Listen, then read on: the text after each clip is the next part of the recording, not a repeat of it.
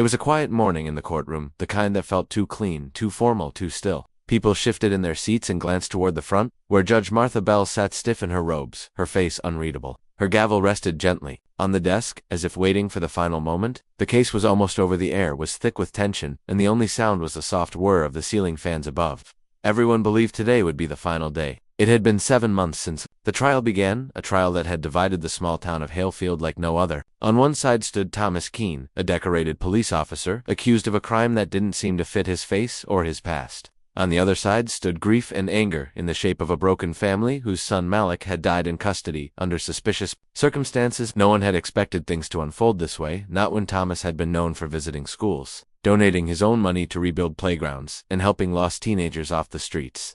But when Malik's mother took the stand, in the early weeks of the trial, her eyes wet, her hands shaking, the town's image of their favorite cop began to fracture. She had looked straight at Thomas and whispered with pain in every word, "He was just a boy." The prosecutor had painted a picture of negligence, of recklessness, perhaps even racism, though that word was never used directly. They said Thomas had ignored protocol that night, had failed to call a medic, had used force when none was needed. Thomas's lawyer, a middle-aged man named Don Rivers, had fought with calm confidence. He reminded the jury of Thomas's years of service, of the dozens of lives he'd helped. He presented camera footage, reports inconsistencies, and witness accounts. But the damage was already done. The town didn't see a man anymore, they saw a case. The courtroom was full now, rows packed with silent watchers, including a group of students from the nearby high school, who had come to witness the system at work, as their teacher called it. Among them sat a teenager named Eli Torres, who hadn't spoken much during the ride here, and hadn't said a word since he stepped through the courtroom doors. He sat third row from the back, hoodie, halfway zipped, notebook resting on his knee, eyes fixed not on the judge or the lawyers but on Thomas. Eli's face was young, but his gaze was older, heavier. His fingers tapped against his notebook like they were keeping time with something only he could hear. Thomas sat at the defendant's table, eyes hollow, jaw clenched. He looked like a man not trying to win anymore, just trying to survive. Behind him sat his wife, holding onto a rosary, her lips moving silently in prayer. Across the aisle, the victim's family sat stone-faced, gripping each other's hands. The final arguments had been made days ago, and now Judge Bell was ready to deliver her ruling. Cameras weren't allowed, but everyone knew this trial would be remembered for years. A woman in the front row whispered to her friend under her breath, "I heard he's guilty, and they just don't want to admit it." The friend nodded quietly. As Judge Bell reached for the gavel, she hesitated just for a second long enough for Eli to rise slowly from his seat. At first no one noticed. A teenager standing wouldn't draw attention in a crowd of adults, but when he took a step forward, then all eyes turned. A guard moved toward him slightly, but Eli raised one hand, not in threat but in calm, and said, "I need to speak." His voice was steady, but not loud. It carried through the courtroom like something out of place, but necessary. Judge Bell's eyes lifted, and her brow furrowed. "Young man, this is highly irregular. Please, sit down." Eli didn't move. "I know, but I was there that night, and no one's asked me what I saw." A collective shift happened in the room. It was like air had been sucked out and rushed back in. Thomas turned in his seat sharply, the first real movement from him all day. "You were there?" Bell asked, narrowing her gaze. "Why weren't you called to testify earlier?" Eli shrugged a little.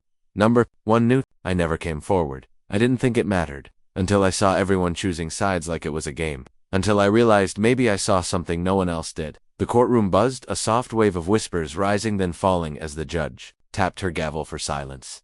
"Mr. Torres, you understand that you cannot just interrupt a proceeding." But her tone had changed slightly. It wasn't angry, it was curious. Eli nodded. "I get it. But if you want the truth, all of it, I have something to say, please." Bell looked toward the attorneys, who exchanged stunned glances. The prosecutor rose. "First, I don't believe this is proper, Your Honor. This individual is not on the witness list. He hasn't been vetted." The defense, however, leaned forward, eyes wide. "Your Honor, perhaps it's worth hearing him. This is a bench trial after all. If the court finds his statement irrelevant, you can strike it. But something tells me this isn't just theatrics." Judge Bell studied Eli for a long moment, then exhaled deeply. "Very well. But if you lie, if you waste this court's time, I will hold you in contempt." "Understood." Eli nodded again, then slowly made his way toward the front, his sneakers quiet against the wooden floor. He was sworn in, standing awkwardly under the weight of every eye in the room. Then he began. "That night, I was walking home from my cousin's house. It was late and I took a shortcut through the alley behind Gilman's store. That's when I heard yelling. I froze at first. I thought it was some drunk guys fighting. Then I saw the cop car, saw the door open, and I saw Officer Keene trying to talk to the kid Malik. Malik looked scared, but he was swinging his arms, yelling something about being chased." Eli's voice didn't shake as he continued. He painted a picture no one had seen. How Malik wasn't being aggressive toward Keene, but towards something or someone behind him, something Eli couldn't see clearly in the dark. Then he said something that shifted the room again. I think Malik was running from someone else. I think he wasn't trying to fight Keen. I think he was trying to get help. There was a long silence, and I saw something else, Eli said. Keen tried to hold him down, not hurt him, just stop him from running into the street. But he fell. Malik fell and hit the pavement. Hard. Keen looked panicked. He tried to help, but he froze. And then the backup arrived, and everything got worse. Eli's words were plain, but they carried weight, not because they were dramatic, but because they felt real, felt unfiltered. Judge Bell leaned back in her chair. Taking in this new information, the prosecutors looked uneasy. The defense lawyer sat in stunned silence. Thomas Keen blinked rapidly, like someone remembering something half-forgotten and painful. Malik's mother whispered something under her breath, her face unreadable. And then Eli reached into his pocket, pulled out his phone and said, I didn't show anyone this because I thought it made me a coward. But I filmed a few seconds before I ran. It's blurry, but maybe it matters. He handed the phone to the bailiff, who passed it to the judge. Bell watched the short clip, eyes narrowing, lips tightening. The courtroom was silent as the seconds ticked by. Then she looked up, her hands folded tightly. She said nothing. Not yet. Eli stepped back a little, his part done. He didn't smile, didn't cry, he just looked tired. But in that moment, everything had changed. A teenager no one expected had stopped a verdict, had reopened a truth. And as Judge Bell called for a brief recess, the town of Halefield sat still, realizing they had just witnessed something that might rewrite everything they thought they knew. Eli walked back to his seat slowly, unaware that cameras outside the courtroom would soon learn his name, that news anchors would replay his voice again and again. But in that moment he was just a boy who had chosen to speak when silence was easier, and the whole world would soon know why. Zara sat near the window of her aunt's apartment, eyes fixed on the same cracked spot on the wall. It was the same place she'd stared at every day since the trial began. Her father's voice echoed in her mind again and again, his last phone call from jail, soft and broken. I didn't do it, Zara. Please believe me. She believed him. But she was starting to feel like she was the only one. The media didn't, the town didn't. Even her closest friends had begun to keep their distance, whispering behind her back like she was contagious. A policeman accused of corruption and abuse was not someone people wanted to be associated with. But what pained her most was how quickly people forgot the years her father had risked his life protecting them. One bad moment, one suspicious video clip, and everything flipped. Her father had saved countless lives. He'd stopped gang wars, helped kids off the streets, and had been awarded twice for bravery, yet none of it mattered now. The trial was nearing its end, and the verdict seemed inevitable: guilty. Zara had spent her evenings reading the court transcripts, watching the video again and again, trying to find what the lawyers and judge might have missed. She barely slept. Her grades dropped. She stopped going out, but no one cared. They'd already judged her along with her father. That morning, something felt different. Her aunt placed a hand on her shoulder and said, "You can't change people's minds, Zara. Let the court handle it." But she didn't want to let go. She didn't want to sit quietly. At school, she overheard a conversation between two classmates.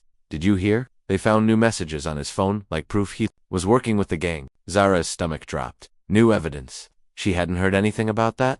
If it were true, it could mean years in prison for her father, or worse. Her hands trembled as she pulled out her phone and began searching for updates. There it was. A news article. New text messages reveal Officer Ali may have leaked info to street gang. The messages were screenshots, vague, blurred. They didn't even show who sent them. But the article was written in a way that assumed guilt, not questioned it. She ran to the library, logged onto a computer, and started researching phone data. Manipulation. An idea hit her. What if the texts were fake? Could someone have planted them?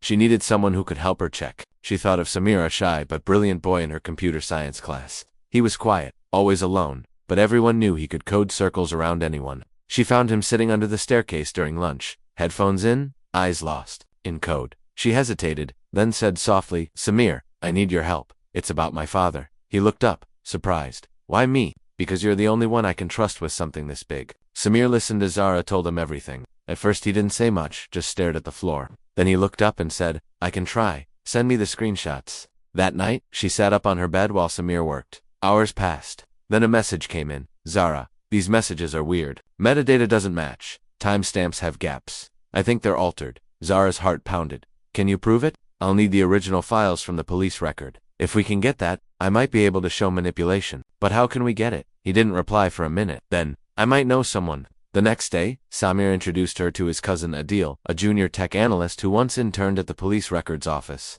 At first, Adil refused. "I could lose my job. I could be arrested," Zara pleaded. "My father is innocent. Please. I'm not asking you to do anything illegal. Just help us see the original data." After a long pause, Adil finally said, "I'll try. No promises." 3 days passed without word. Zara waited in silence, feeling the walls close in tighter each day. Finally, Samir called. We have it. He came over with his laptop, heart racing. Look, the original text messages are clean. No gang names, no leaks. Whoever leaked the other ones edited them. Someone's framing your father. Mouth went dry. We need to show this in court. But how? Samir asked. We're just kids. Zara looked at the screen. Not anymore. We're their last chance. That night she emailed the evidence to the public defender.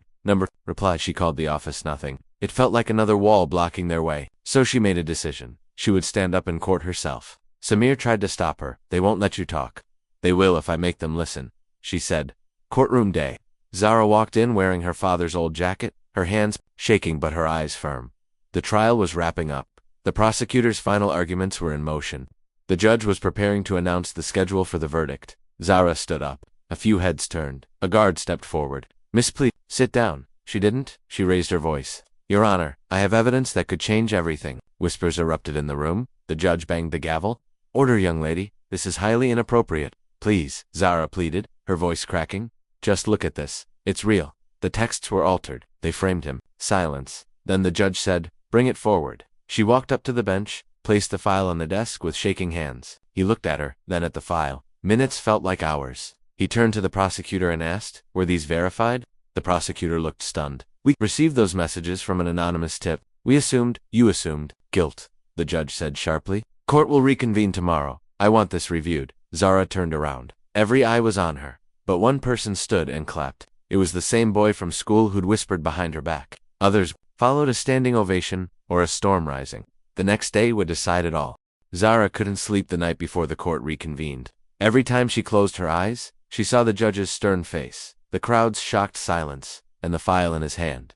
She didn't know if it was enough. She didn't know if they'd listen, but for the first time in months, she didn't feel helpless. She felt like she'd pushed the darkness back, even if just a little. Samir messaged her at 3:42 a.m. Samir, metadata matches. My cousin ran a forensic test. It proves. The edits want me to print copies for the judge. Zara? Yes. And get one to the defense lawyer, too. He never replied, but maybe now he'll listen. By morning, the courtroom was fuller than ever. Journalists had returned. Cameras were outside the building. The story of a teenage girl standing up in court had already gone viral. Some were calling her the brave daughter, others called her desperate. She didn't care. She just wanted her father back. Her aunt gripped her hand as they sat in the back row.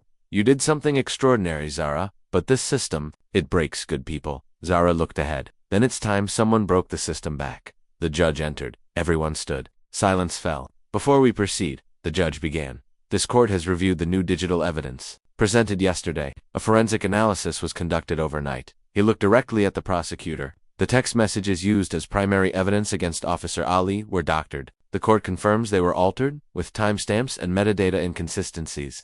The source of these messages remains under investigation. A gasp ran through the courtroom. Zara felt her heart stop. The prosecutor stood. Your Honor, we request a delay to reevaluate our stance. You built your entire case around fake messages. The judge cut in coldly. That is not a small error. We are not delaying, we are dismissing. Another wave of gasps. The judge turned. All charges against Officer Ali are hereby dropped pending further investigation into evidence tampering. Zara's hands flew to her mouth. Her aunt let out a soft sob. Samir squeezed her shoulder from behind, and then she heard it clapping. First soft, then louder, until the whole room echoed with applause. But the celebration was short-lived outside the courtroom. Chaos erupted. Reporters shoved microphones at her. People shouted questions. Zara, who do you think framed your father? How did a teenager crack the case? Is the police department involved? Samir helped her push through the crowd. This isn't over, he whispered. She nodded. I know. That evening, her father walked out of the detention center, tired but free. His hair grayer, his steps slower, but his eyes, proud, they hugged tightly. The kind of hug that makes the whole world disappear. I knew you'd come through, he whispered, but the moment was shattered when they reached home. Their apartment door was opened. Inside, papers thrown around, drawers pulled out. Laptop, gone, Zara's aunt screamed. Samir arrived minutes later. It wasn't a robbery, he said after scanning the room. They were looking for something. Zara's eyes widened. The backup drive. The one with all the message traces. It was gone. A message was left on the desk. A paper folded neatly with one sentence. Stop digging, or you'll bury him for good. Her father stared at it. We're not safe. Zara looked at him. Then we fight back. Properly. That night, Samir contacted a blogger one, who had a reputation for exposing corruption. Zara emailed him everything. The forged messages, the timeline, and the threat note. The blogger replied in minutes. We'll go live tomorrow. Let's show them the truth. The next day Zara sat in front of a webcam. No filters, no makeup, just truth. She spoke into the camera. They tried to silence my father. When that failed, they came for us. But we won't back down. The video spread like wildfire. Millions watched, comments poured in. But something else happened too. An anonymous whistleblower contacted the blogger. The man behind the messages wasn't a gangster. It was someone inside. They attached a name. Zara read it out loud. Superintendent Harris. Her father's ex-Daig, his superior, his mentor, the one who'd shaken her hand at the medal ceremony 3 years ago, the one who'd gone silent when the scandal broke. Zara sat back, stunned. He set him up. Samir's hands flew over the keyboard. If we can prove it, this could bring down half the department. But time was running out. The threat wasn't just words anymore. The next morning, their car wouldn't start. Their phones went dead, and a black SUV started parking across from their building. Zara stared at it through the curtain. They want to scare us, her father said. It's working. Zara shook her head slowly. No, not anymore. That night, she messaged the blogger again. Let's expose them all. The reply came with a location. Come to this address. Midnight, bring everything. Zara packed the drive. Samir packed his laptop, and her father, though still weak, said, if this is the only way to get our lives back, I'm in. They stepped into the night, but they didn't know what waited for them in the dark, because someone else had already read that message, and someone was going to make sure they never made it to the meeting. Zara's hands trembled as she clutched the backpack tighter against her chest. Inside was everything: proof, recordings, emails, copies of the doctored messages, and the whistleblower's identity. The night felt colder than it should have been, the kind of cold that crept under your skin and whispered, turn back. Samir drove in silence. Her father sat beside her in the back seat, one hand on hers, the other clenched into a fist. Midnight was minutes away. The address the blogger had sent led to an old cafe on the outskirts of the city, closed for years. No lights, no sounds, just the glow of Samir's headlights cutting through the darkness. You sure this is the place? Samir asked, slowing down. Zara checked the text again. Yes, he said the back door would be open. It's safe. But as they parked, something felt off. Too quiet. Too still. Her father stepped out first. Stay behind me, he said, eyes scanning the shadows. They walked slowly to the side alley. The metal back door was slightly ajar, just like the message said. Zara reached for it, but her father stopped her. He pushed it open gently, revealing the dusty interior of the long-abandoned cafe. Chairs stacked in corners, broken tiles, a flickering emergency light deep inside. Hello, Samir called out. Is anyone here? Silence. Don. Footsteps, then footsteps. A tall man in a hoodie emerged from the back, his face covered with a scarf. Only his eyes were visible, sharp, alert. You brought the files? He asked. Zara nodded. Double quotes. Good. We have 10 minutes before they trace this location. You're the blogger? Her father asked. The man hesitated. No, I'm the one who gave him the files. I'm the whistleblower. Zara's heart jumped. You're from inside? He nodded. I worked under Superintendent Harris. He made everyone believe your father was the leak, but it was Harris all along. He was selling information. Your father caught a fragment of it by accident. That's why they had to take him down. Samir stepped closer. We need proof. We can't go public on your word alone. The man reached into his coat and pulled out a USB. This has everything. Internal memos, voice recordings, meeting logs. It's dangerous. If they knew I had this, I'd be dead already. Zara took it carefully. Why are you helping us? He looked at her. For a long moment, because your father saved my brother's life 5 years ago. He didn't know it was me, but I owe him. Her father frowned. Your brother was the boy in the red hoodie during the warehouse fire. The man nodded. I never forgot. Just then a loud bang outside. Tires screeched. Voices shouted, run. The man yelled. They found us. Her father grabbed Zara. Samir clutched a laptop. They bolted out the back, down the alley. Just as black-clad men stormed the cafe, one saw them. There they are. Gunshots rang out. Zara's scream echoed as her father pushed her down behind a dumpster. Samir tackled her to shield her, and the whistleblower fired back from the doorway with a small pistol. They're not police, he growled. They're cleaners, Harris's private men. Zara clutched the USB to her chest. We can't lose this. They ran through back streets, heart pounding, lungs burning. A dog barked in the distance. Sirens far away, but no help close.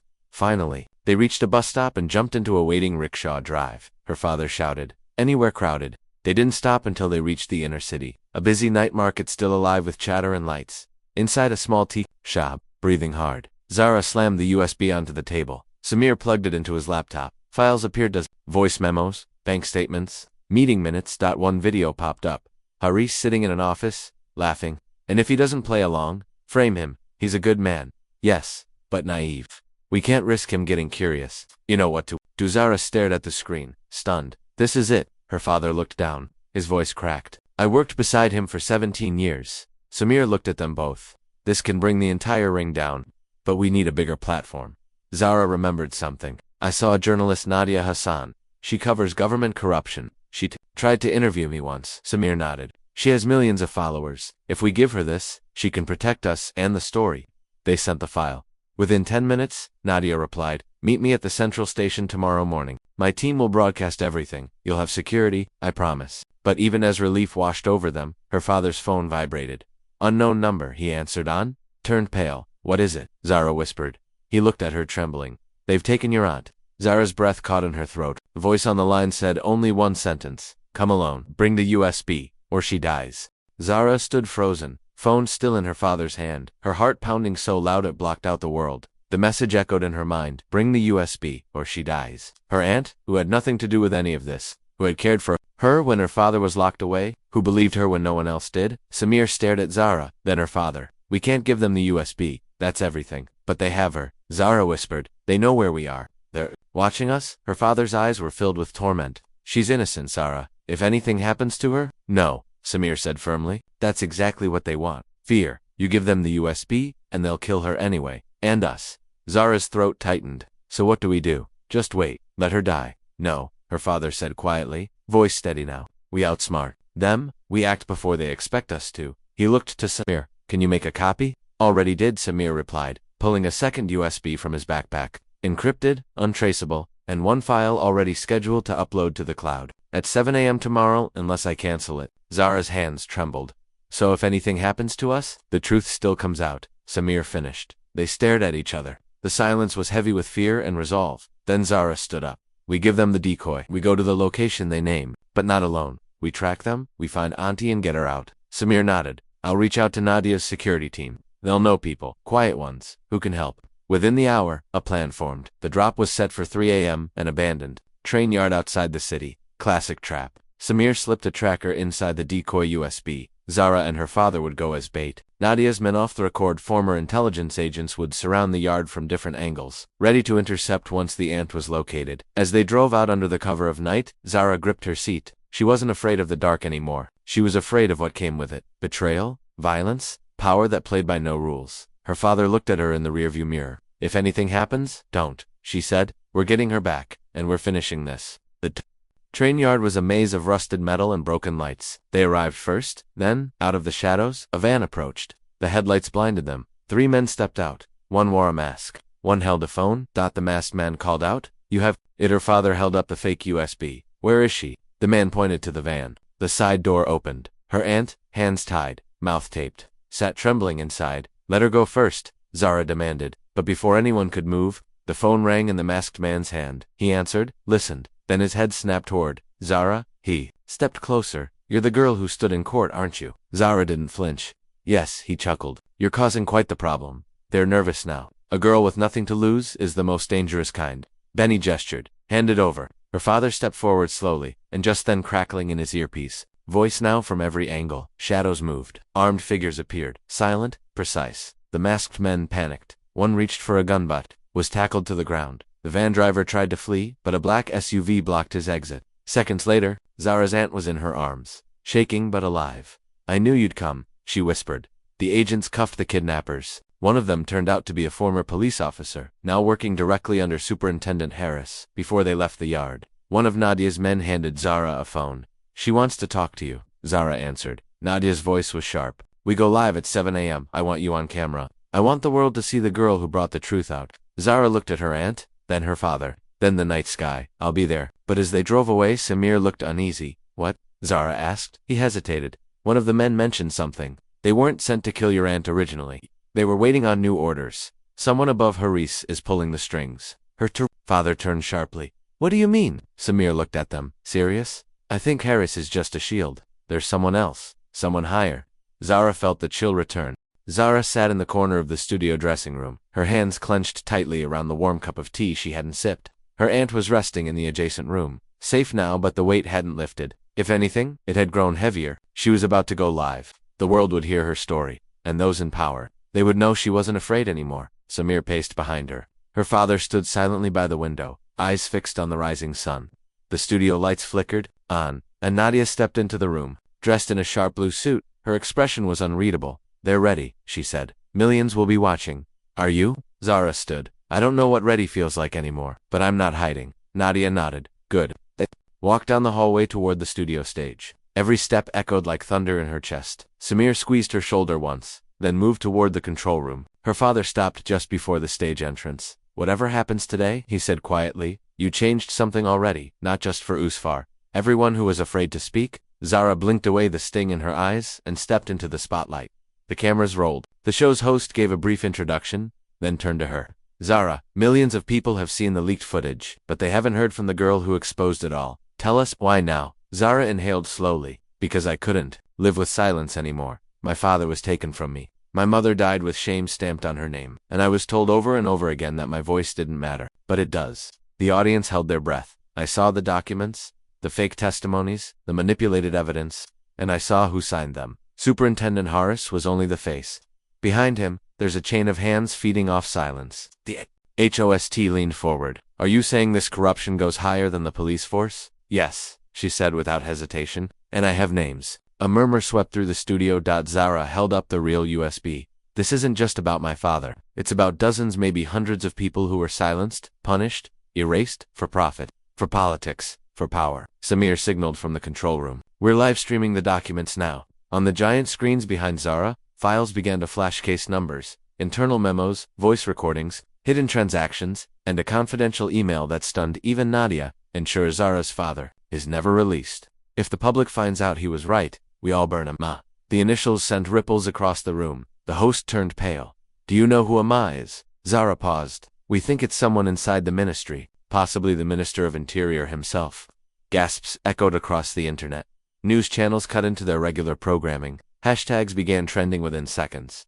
But as Zara kept speaking, sharing how she'd found the evidence, how her family had been torn apart, Samir's eyes caught something odd in the control room. One of the feeds was being disrupted. A blinking signal, a trace ping. He clicked rapidly, tracing it. No.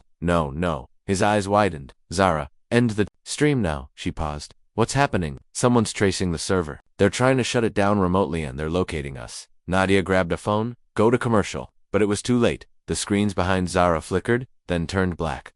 The entire studio went dark for 3 seconds. When the lights returned, a new face filled the screen, grainy, distorted, but clearly lived on. Older man with gray eyes. He didn't introduce himself. He simply said, Zara, I see you. Everyone froze. Then the screen went dead again. Nadia muttered, who the hell was that? Samir looked like he'd seen a ghost. He's real, M.A. He just proved it. Zara stood still, her heartbeat in her ears. Not out of fear but fury. He showed his face. He's not hiding anymore. Nadia's phone buzzed. She looked at the screen and went pale. They're issuing a warrant for your arrest, Zara, for breaching national security. Samir turned to her. We need to go. Now? Zara didn't move, her voice low and steady. They're scared. Then louder, firmer, to the entire room. Let them come. But even as she stood her ground, a single question burned in her chest. Why did the man show his face? What did he want her to see? And what would happen next now that the mask had come off? The real war had just begun. Zara didn't sleep that night. Neither did Samir. The air was tense, as if every breath might be recorded.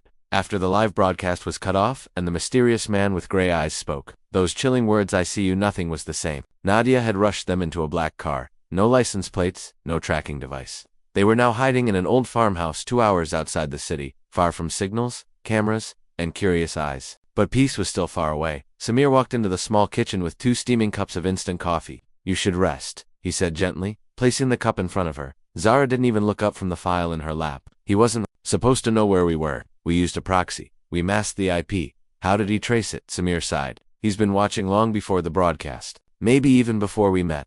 She closed the file, hands trembling slightly. He looked at me through the screen like he knew me. Like he knew I would come. Samir nodded slowly. He's been planning something. And now that you've shown the world the evidence, he's panicking. Outside, Zara's father was on the porch, eyes scanning the fields. His face was calm, but the way his fingers tapped the railing betrayed his nerves. Inside, Nadia was on the phone, speaking in whispers with someone in the government. She had connections, but even those connections were running scared now. Documents went public, Zara said, finally looking up. Thousands of people downloaded them before the stream cut off. They can't erase it anymore. But they can erase you, Samir replied. Zara flinched at the honesty. Let them try. Samir didn't smile. Zara, they don't just erase, they rewrite. She stood up. Then we make noise before they even pick up a pen. Just then Nadia stormed into the room, her face pale. We've got a bigger problem. The teen boy, the one who stood up in court, missing. Zara's breath caught in her throat. What? When? Last seen walking home after school? His mother filed a report, but the police claim he was never registered as a witness. They're denying he ever entered the courtroom. Zara sat down heavily. He's only 16. That's why they took him, Nadia said grimly. He was the only other person to speak publicly, and they want to scare the rest. Samir grabbed his laptop. We need to find him. If we don't, they'll make him disappear completely. Zara stared at the wall, her thoughts racing. He was brave enough to speak when adults stayed silent. I won't let them silence him. Over the next few hours, they worked non-stop, tracking traffic cameras, calling student friends, reaching out to a few honest cops still willing to whisper. Eventually, a lead came in. A janitor at the courthouse said he saw 2 men in black suits escort the boy into a white van right after the hearing. No plates, no questions. Zara's father made the decision. We find that van and we don't stop until he's safe. Samir finally cracked the courthouse's surveillance backup. It wasn't easy. The feed had been wiped, but a mirrored backup existed on an old server. And there he was, the boy being dragged out the back door. A hand over his mouth. Time-stamped. Clear. Zara looked at the screen. We release this. Nadia shook her head. We do that, and they'll strike harder.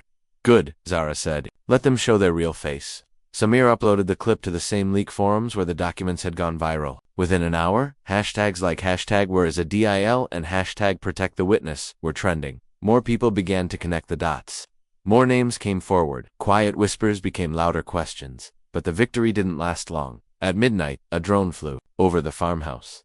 Seconds later, the signal was jammed. Lights flickered, then died. Zara's father rushed inside. Everyone down, lights off. Samir backed up the files on 3 different flash drives and stuffed them into a metal box. Nadia pulled Zara aside. We can't stay. They've found us. I'm not leaving until we find him, Zara whispered. Just then, Samir's phone buzzed. A blocked number, a distorted voice. If you want the boy to live, come alone to the old railway station. No tricks. Midnight. 1 hour. Then the line cut. Zara's heart pounded. It's him. Nadia grabbed the phone. It's a trap. You're not going. Zara met her eyes. He's 16, Nadia. He stood up when no one else did. I won't let him pay for it. Her father stepped forward. Then I'm coming. With you? No, Zara said. He asked for me. Alone. Samir was already pulling up maps. The old railway station hasn't been used in years. There's only one entry, and no cameras. Zara took one of the flash drives and tucked it into her shoe. If anything happens to me, send everything to the UN, to the journalists. Flood the internet. Promise me. Samir didn't want to agree, but he nodded. I promise. Zara hugged her father tightly. I'm coming back, he whispered. I know you will, because you're your mother's daughter. And with that, Zara stepped into the night. The car was cold, the road silent. Her hands gripped the steering wheel, as fear and purpose fought inside her. Every shadow looked like danger. Every turn felt like the last, and yet, she drove forward. The old railway station stood like a ghost, rusted, abandoned, broken. A single light flickered near the entrance. She parked the car and stepped out slowly, heart hammering. A deal, she called. No answer. She walked inside, and then, a voice from the shadows. You came? Zara turned. The man with gray eyes stood behind a pillar, his face half lit. Where is he? She demanded. The man smiled slightly. He's safe. For now I want proof. A small screen lit up behind him, a live feed. A deal tied to a chair but alive. Zara took a step forward. Let him go. The man raised a finger. First we talk. I have nothing to say to you, she snapped. But I have something to say to you, he replied calmly. You've stirred a storm, but you have no idea who controls the wind. Zara's fists clenched. I know enough to bring you down. The man stepped closer, but not enough to understand why we do what we do. She stared at him. Power, control, fear. That's all you want, he smiled. No, order, stability. The people don't want truth, they want peace. We give it to them. Zara shook her head.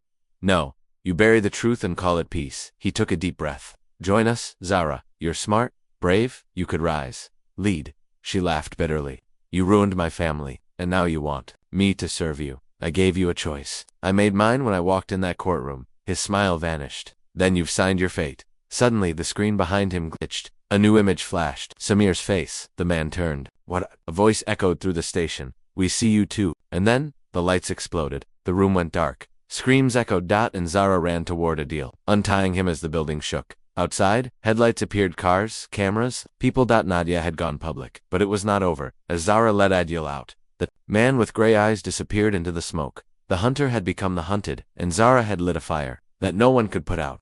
People outside the courthouse stood with signs. Some supported the judge, some demanded justice for Officer Riemann, some just wanted the truth. It was chaos. The city was divided. Inside the courtroom, however, It was quiet. Too quiet. Arian sat beside his mother, his fists clenched, eyes fixed forward. Officer Riemann was nowhere in sight. The judge was expected to return in less than an hour. The entire courtroom buzzed in low whispers. Lawyers prepared their final notes. Reporters readied their cameras. But Arian, he was preparing something else entirely. He thought of everything that had happened. How Riemann saved him. How Riemann broke down in the interrogation room. How Arian saw fear in the eyes of a man the world called a villain. And how none of that matched the man painted in court. Arian had proof. Not just the camera footage or the testimonies. He had something more powerful, his truth, his voice, and a plan. The day before, Arian had secretly sent an email to a journalist named Naina Shah, who'd been reporting fairly on the case. He told her he wanted to speak, not just in the media, but in the courtroom. She replied with one sentence. Meet me at 7 a.m. outside courtroom 2. He had arrived early that morning, shaking, nervous, still unsure. But when Naina looked at him and said, if you speak, it might change everything. Something clicked. Now, just minutes before the final session, Naina entered the courtroom and sat quietly in the back. She nodded at Arian once. The judge returned. The courtroom rose. Everyone sat back down. The air grew heavy. The judge's tone was calm. Before I give my ruling, he said, are there any last statements to be made? The prosecutor stood, then the defense lawyer. They made their final remarks. Then silence again. Then, something no one expected. Arian stood. I have something to say, he said aloud. Everyone turned. Even the judge looked surprised. This is highly unusual, said the judge. You are not a witness, but I was there. I saw what happened, and I believe the truth hasn't been fully told. The judge paused, approached the bench. Arian walked slowly. Every step felt like thunder in his chest. He could hear whispers, cameras clicking, his mother gasping softly, but he didn't stop. State your name, the judge said. Arian Malik, he replied, voice shaking. You understand that interrupting court proceedings is a serious matter. I do, Arian replied. But I also understand what injustice feels like. The judge sighed. Say what you came to say. Arian took a deep breath. He began to speak, not like a lawyer, not like a rebel, but like a son. A teenager who lost his father, who searched for answers, and who found them in the most unexpected way. He spoke about Riemann rescuing him, about his breakdown, about how the officer didn't fight back when people hit him, about the pain in his eyes when Arian asked why he stayed silent. He opened his bag and placed something on the table. Ramon's badge and an old letter. This, Arian said, pointing to the letter, was written by Officer Ramon to his own son who passed away 4 years ago in an accident. He never showed this to anyone, but he let me read it, and I want to read a part of it now. Gasps filled the room. Arian unfolded the paper. If you were still alive, he read aloud, I'd tell you how sorry I am for being gone so much. I wore this badge to protect people, but I didn't protect you. I swore never to take the law for granted again, even if it means being punished for mistakes I didn't commit. Arian looked up. That's the man you want to punish. The courtroom was frozen. The judge asked, why are you doing this? Arian looked around, voice louder now, because I'm tired. Tired of people being punished for being silent. Tired of losing good men to bad systems. I may be a teenager, but I know right from wrong. And this is wrong. The judge was clearly shaken. He motioned to the bailiff, bring Officer Riemann here, now. The doors opened, Riemann entered. He looked thinner, weaker, his eyes found Arian, widened. Arian walked over to him. Slowly he handed him the badge. Riemann looked at it for a long moment. His hands trembled. The judge cleared his throat. Due to this unexpected testimony and new emotional evidence, I'm postponing the ruling until further notice. This court is now in recess. The gavel fell. Chaos erupted. Reporters rushed out. Lawyers debated. The public roared. But Arian and Riemann, they stood silently beside each other. A boy and a man, both broken, both healing. Outside the courthouse, cameras flashed. Reporters shouted, Arian, what made you speak today? He paused, then answered with a line that would go viral within minutes. Sometimes, the only way to find your voice is to borrow someone else's pain. Riemann looked down at Arian speechless, but behind them, unseen by everyone, a shadowy figure stepped out of a black car and stared at the two. He made a call on his phone and said just one sentence. He spoke. We may have a bigger problem now. Suspense hung heavy in the air. Who was this man? What did he know? And why did Arian's act of truth-telling feel like it had just triggered something much larger? The news spread faster than fire. Every news channel showed clips of Arian standing in court. His words, his calm bravery, and that final quote, sometimes, the only way to find your voice is to borrow someone else's pain, became the headline on every screen. The public's response was overwhelming. Protests stopped. People paused. The noise outside the courthouse turned into something else listening, but inside, behind those quieted streets and paused opinions, a storm was growing. Officer Riemann was released temporarily from custody, not declared innocent, not yet. but granted protective freedom under court supervision while the judge requested a formal review of the case. Arian and his mother took him in. It was awkward at first. Remen sat quietly most nights, drinking tea without sugar, staring into the distance. Arian's mother would cook, leave food at the table, and walk away. No one said it aloud, but their small apartment suddenly felt full of heavy silence. One night, Arian broke it. "Why didn't you defend yourself?" he asked quietly. Remen looked at him. "Because I thought it was too late." Arian tilted his head. "Too late for what?" "For truth to matter." Arian clenched his jaw. "It always matters." Remen gave a sad smile. "Not when the people listening already made up their minds." Arian didn't reply right away. Then he said, "You know what you told me once? That silence was safer than being misunderstood. But now your silence nearly buried you." Remen looked at him for a long time. "Maybe I forgot what courage sounded like until I heard yours." They both sat in that strange peace for a few minutes. Two people carrying the same burden in different ways, but peace never lasts long in stories like this. That night, Arian received a message from an unknown number. A video? No text. No explanation. He clicked it. The footage was grainy, surveillance style, but clear enough. It showed a man placing something under the rear tire of a parked car, then walking away quickly. A minute later, an explosion. People running. Screams, flames. Arian's heart stopped. He recognized the man in the footage. It was the same man who had been standing outside the courthouse the day Remen was arrested. The same man who always wore a red tie and sunglasses. He had shown up at protests. At interviews, always in the background, always silent. He wasn't a protester. He was something else. Arian rushed to Remen's room. "You need to see this." When Remen watched the clip, his face turned pale. "I know that man," he whispered. "Name's Abbas. He used to be an informant, then turned rogue. He vanished 2 years ago, after a botched mission. Why would someone send this to me?" Arian asked. Remen didn't answer. Arian's mother joined them, worried. They played the video again. The more they watched, the more it became clear. The attack Remen had been blamed for, he never caused it. Abbas did. Remen leaned back, breath unsteady. "If this video is real, this could clear everything." Arian nodded. "So we give it to the court." But Rahman shook his head. "It's not enough. They'll say it's fake. We need more. Where, when, who filmed it? Otherwise it's just noise." Arian frowned. "Then we find Abbas," his mother gasped. "No, absolutely not. Arian, you've done enough. We'll give the video to a lawyer. Let them know." Arian cut in. "He saved me. Now I'll save him." Remen looked stunned. Then slowly, he nodded. They had a clue. The man in the video was wearing a security badge on his waist. Arian paused the footage and zoomed in. The logo was half torn, but part of a name was visible. Medicor Logistics. Arian quickly searched online. There were 5 warehouses with that name on the city's outskirts without telling his mother. Arian and Remen left that night. They reached a 3rd warehouse at midnight. It was silent, deserted, but a dim light flickered inside. They entered carefully. The inside was cold. Metallic shelves, stacked crates, echoes in every footstep. Then they heard a voice. "You shouldn't have come here." Abbas stepped out from behind a crate, holding a pistol. Remen moved in front of Arian, instinctively. "Abbas, it's over. We saw the video. You were the one." "Shut up." Abbas snapped. "You framed me," Remen said, his voice cracking. "You cost me everything." Abbas didn't look sorry. "You were always weak. Following rules, caring about civilians. That's why they let you fall." Arian stepped forward. "Why send me the video?" Abbas looked at him coldly. "Because I wanted to see if you'd actually do something. If you'd try to fix this mess. Or just sit with your hands folded like him."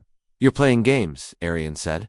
"Maybe," Abbas shrugged. "But the truth is, no one ever wanted justice. They just wanted someone to blame. I gave them that. And you, little hero, are too late to change anything." Then he raised the gun. But before he could fire, red and blue lights flashed from outside. Sirens wailed. Doors burst open. Police surrounded the warehouse. Abbas froze. Remen turned to Arian. How Arian smiled. "I sent the video and GPS location to Naina.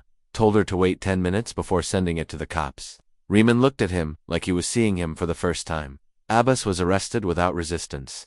Remen was taken in for questioning, but, this time, not as a suspect. Hours later, the news broke. Breaking. New video footage reveals real culprit in courthouse bombing. Social media exploded. Arian's name trended again. Remen's case was reopened, now with real evidence. The judge ordered a full investigation into the original police report, the hidden evidence, and who tried to bury the truth. But behind the scenes, a deeper truth emerged. The person who tried to bury Remen's innocence wasn't just Abbas.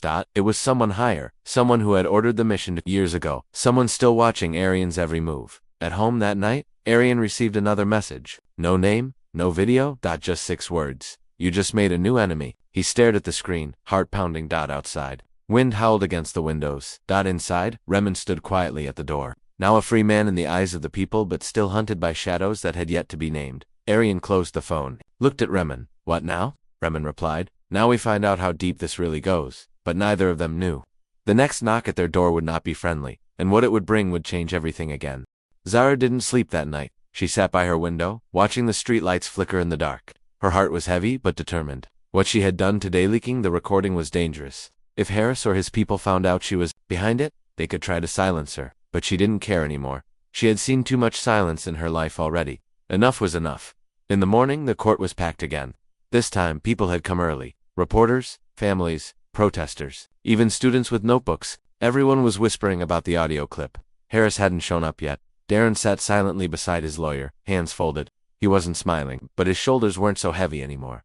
Judge Keenan entered the courtroom and looked more alert than ever. We are here to resume the hearing. We've reviewed the audio evidence provided. It's verified as authentic. Officer Harris's credibility is now under investigation. Gasps filled the room. Darren's lawyer stood. Your Honor, in light of this, we request that Officer Harris's entire testimony be removed from the record. The judge nodded. Granted. Zara's eyes filled with tears. One heavy brick had finally been lifted off Darren's chest. But then something no one expected happened. A tall man in a gray suit stood at the back of the courtroom and raised his hand. The bailiff turned to him. Sir, the man said calmly, I have evidence. I was there the night of the incident, and I have stayed silent for too long. People turned to look. Even Darren sat up straighter. The man walked forward slowly. He introduced himself. My name is Elijah Ford. I work for the city council, and I know what really happened that night.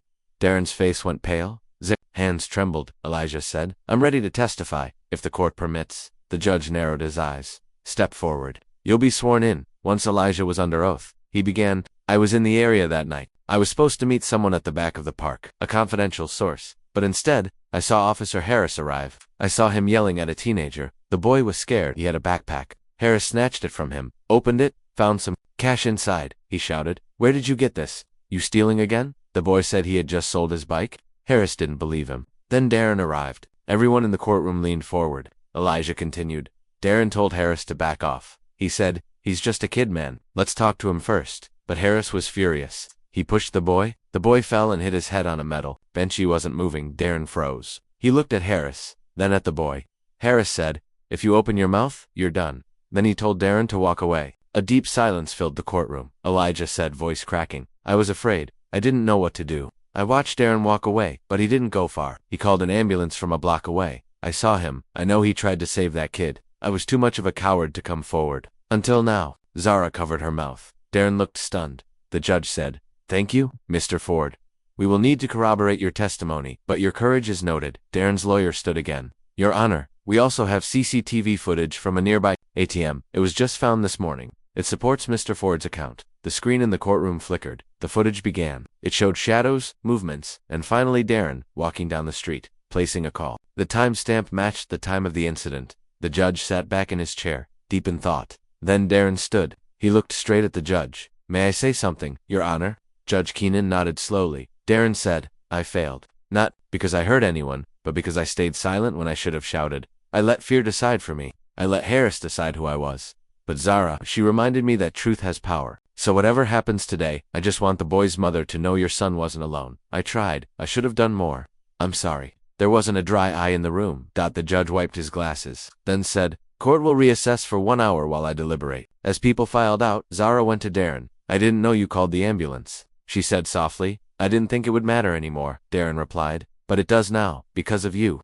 Zara smiled through her tears. You matter, Darren, you always did. Then her phone buzzed. A message from an unknown number. It read, You think you've won, but you've only just started a war. Zara's blood went cold. She looked around the courtroom. Someone out there didn't want the truth out, and they were watching. The courtroom was quiet when Judge Keenan returned. Everyone rose, holding their breath.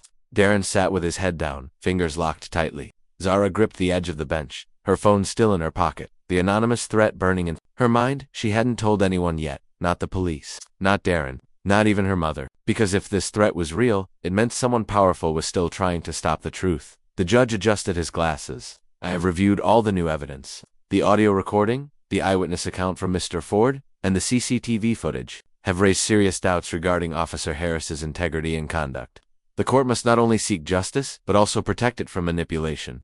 Zara's heart thumped. Judge Keenan continued. Therefore I hereby declare that Darren Cole is not guilty of obstruction or interference. The charges against him are dropped. This court recognizes his courage for standing up now, even if late, and commends all who helped bring truth to light.